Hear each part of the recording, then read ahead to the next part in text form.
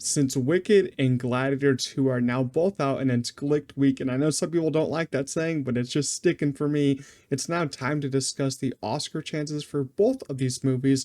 First, we're going to talk about Wicked, and I think Wicked will end up getting about 6 Oscar nominations. The first one being the biggest one, which is going to be Best Picture. I actually didn't have this in Best Picture like last month, but the reaction started coming out. I went to go see it. I really had a fun time with this movie. I thought it was great. I wasn't even expecting to like it because my expectations were really low, had no knowledge of the story, but it was such a fun time. All the theater audiences I've been to, I've seen it twice, are really enjoying it a lot. I've seen everyone across the world, dressing up, really enjoying this movie. I've listened to the soundtrack. Soundtrack is great. It is just a very fun experience, and it is a part one, so we're going to be getting that part two. Will that affect its wins? I'm not sure. I don't think that's going to affect its nominations. Dune Part 1 got a lot of nominations, got a lot of wins. I don't think it's going to affect it here, but I think it's just a big crowd pleaser, so I think it is going to get in the Best Picture. I just don't think that there's a world in where it doesn't, because it's not really that strong of a year. Last year was a lot stronger. This year isn't as strong. So I think Wicked has a big chance to get into Best Picture. I do think Ariana Grande is going to get in for supporting actress, and I'm going to expose myself right now. I do not have Cynthia Erivo in for lead actress at this moment. I have her at like 6 or 7, so I'm not going to have that prediction on here. I just have Ariana Grande for supporting actress. If anything changes, I'll of course post in the comments, but I do think Ariana Grande is going to get in. Supporting actress is kind of weaker this year. I think that she'll easily be able to get in. And honestly, she's in like my 2 or number 1 spot. I still have to see The Brutalist, which I probably won't see until like January in my markets. But thinking about it, for me, I had Zoe Saldana in for number 1, but there's a lot to process there. I don't think Emilia Perez is that good of a movie. Her performance, Zoe Saldana's performance, seems like a leading performance. It's weird that she's in supporting. Ariana's performance seems kind of both leading, but I think it does lean into that supporting actress category a bit more.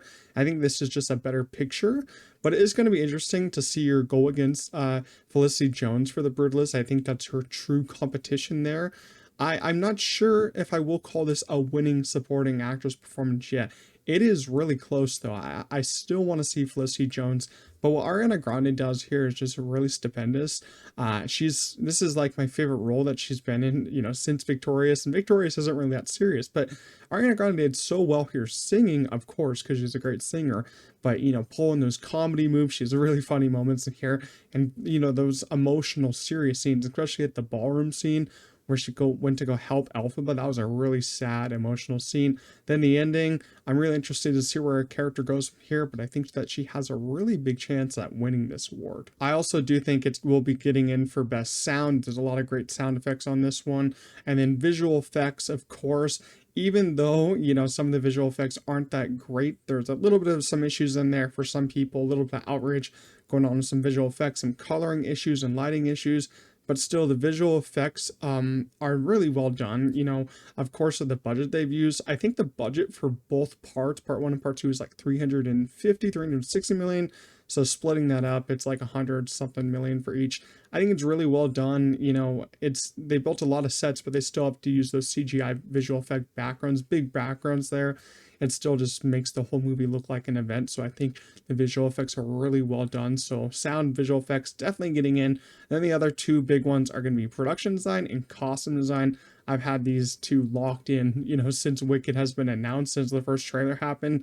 And when, John M. Chu said, "Oh, we planted 9 million tulips." And I'm like, God damn, this guy's crazy. And the studio's like, "Do we really need to plant that many?" And John M. Chu's like, "It's done. The deed is done. We already planted that many." And I'm like, was that really needed, John? And I don't think it is, but I guess he did it for fun. How did they get that many planted?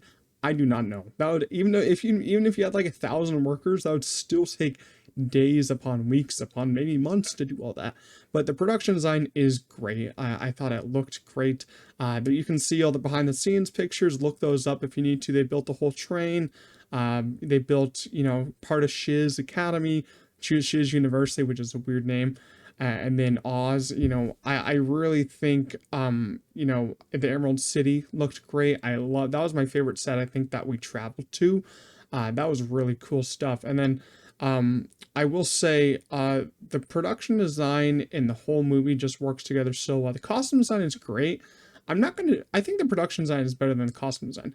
Production design, the costume design kind of reminds me a little bit of Barbie. The costumes are a little bit of all the same, and there's not too much diversity there, in my opinion.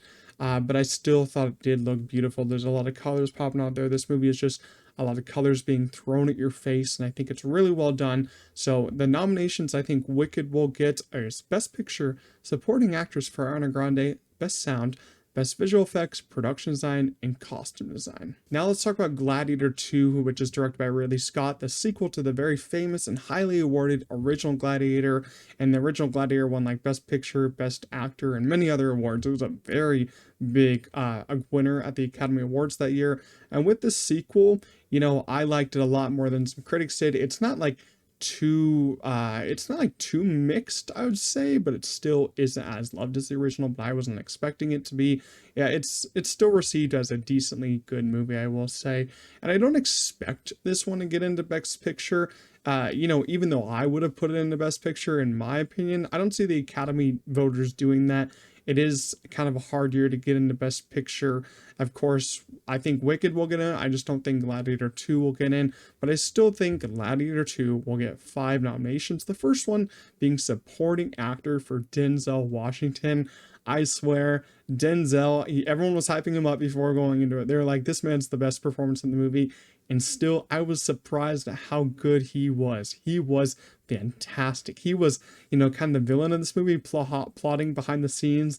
Every single thing he was doing, he was plotting to get, try to get on the throne and all that. And he was terrific. If he doesn't get in, I'm gonna be very disappointed. I think he's my second favorite supporting actor performance of the year, or third favorite. Kieran Culkin's up there too, but Denzel Washington was fantastic. The question is, will he win? I don't expect him to be winning it. It would be really cool if he won, because they had some performances win for the first Gladiator. Seeing Denzel win for supporting actor for Gladiator 2 would be kind of insane, and he really does have a lot of scene stealing moments here, and just the way he shifts his eyes in some of the scene is really great to watch. But I do think Kieran Culkin has a better chance. I do think Guy Pearce probably has a better chance. I think I'll just be happy enough if he even gets nominated, and I think he will. Gladiator 2 will also get in for Best Sound. There's some great sound effects here, some booming going on here, some epic sword fights going on. The sound is just one of the best parts of the movie. Visual effects, also the visuals looked fantastic. Some of the, Ridley Scott's newest movies, I have problems with their visual effects. Some people were complaining about the animals in this movie. The baboons didn't look that real. I had no issue with that. I thought the baboons looked fine. The animals looked fine. You don't really get that many still shots of them to really complain that much. I just think how vast this movie looks. It opens up as like the sea battle, and the ships look great. Everything on the sea looks really cool. And so I think the visual effects were really well done here. And production design, I of course think we'll get in for production design. This production is some of the best stuff I've seen in a Ridley Scott film for the longest time in my eyes. Like, they built like half of a Coliseum for this movie. I'm pretty sure it wasn't like full size or all that. And of course they didn't build the other half, but they built a decent amount of a Coliseum here. Some other huge sets for this movie were built. Some ships were built for that opening sequence. A lot of behind the scenes stuff looked really cool for this movie. If you haven't watched the behind the scenes video, go look that up right now. There's a lot of amazing stuff done for this film. I was really impressed with how much care Ridley Scott brought into this one. And then costume design. Costume design was, oh my god, it was fantastic. And we're talking about Wicked too. I think Gladiator 2 has better costumes than Wicked. I think that the diversity of this film will just carry it, in my opinion. Because Poor Things, everyone thought Barbie was going to win against Poor Things last year, but Poor Things had a lot more diversity with their costumes and more detailed, and Barbie's kind of all the same thing. Wicked might struggle with that, while Gladiator 2, some of the same stuff, but it does look more diverse. It does look more elegant. It does look more shiny. There's just so much stuff happening, so much stuff popping off these costumes. I was like so in love with some of these stuff that they're wearing. I was like, can I have your designer? Where's your designer? Can I have some of those clothes? Give me that toga, please. I thought it looked excellent. I would be really surprised if this didn't get in for production costume. Even if some Oscar voters hated the movie, you gotta appreciate the work and craftsmanship being done in the production here and the costumes here. I just fell in love with how this movie looked. After getting on a Wicked, I still loved Wicked. After getting on Wicked, it was kind of dull to watch it sometimes. This one was really well lit. Production was great. Costume looked great. You could see everything. I really just loved the way that this movie looked as a whole.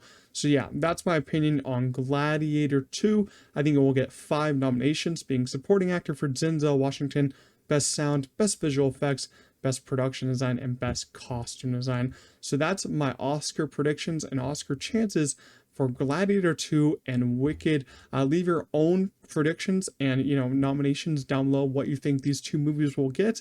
If you did enjoy this video, make sure you leave a like, subscribe to the channel. I'll see you guys in the next one. Peace out.